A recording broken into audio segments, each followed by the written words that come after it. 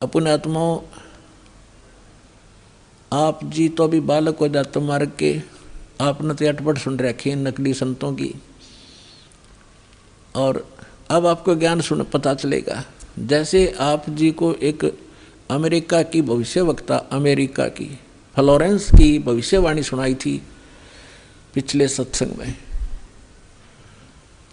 और उसने क्या बताया है कि उस संत के ऊपर नक्षत्र से एक प्रकाश आ रहा लगातार, उसकी किरणें उसके मत्थे पर निरंतर बरस रही है। तो यह शक्ति सतलोक से सतपुरुष की, कबीर भगवान की दास के पास आ रही है, और उसी से दास आपको कनेक्शन दे रहा है, ये रियल पावर मिल रही है आपको।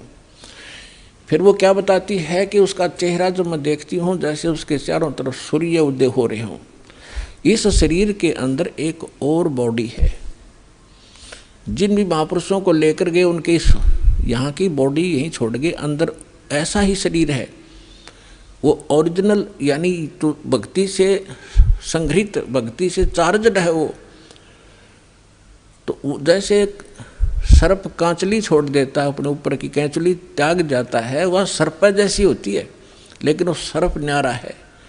ऐसे ही शरीर के अंदर ओरिजिनल जो बॉडी है वो अलग है, और उसका प्रकाश फिर उस सूक्ष्म शरीर से बाहर झलकता है। इसके बारे में गरीबदास जी कहते हैं, देही को सतगुरु कहें ये सब धुंधर ज्ञाने, चार दाग आता नहीं वाको सतगुरु जाने। इस शरीर की, इस बॉडी को सतगुरु जो मान रहे हैं वो तो अभी बालक हैं। इसके अंदर जो और शरीर युक्त वो सतगुरु है, वो मरता नहीं कभी। चार प्रकार के दाग हैं, अंतिम संस्कार चार प्रकार से किया जा रहा अपने यहाँ पर।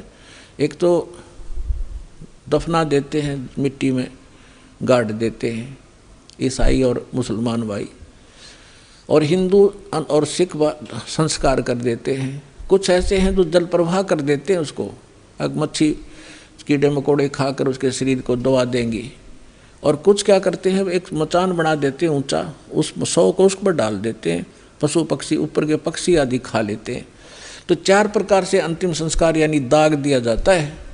तो परमात्मा कहते हैं, गरीबदास साहिब जी कहते हैं, इस देही को सतगुरु कहें ये सब धुंधर ज्ञान, और चार दाग आता नहीं वाको सतगुरु जान।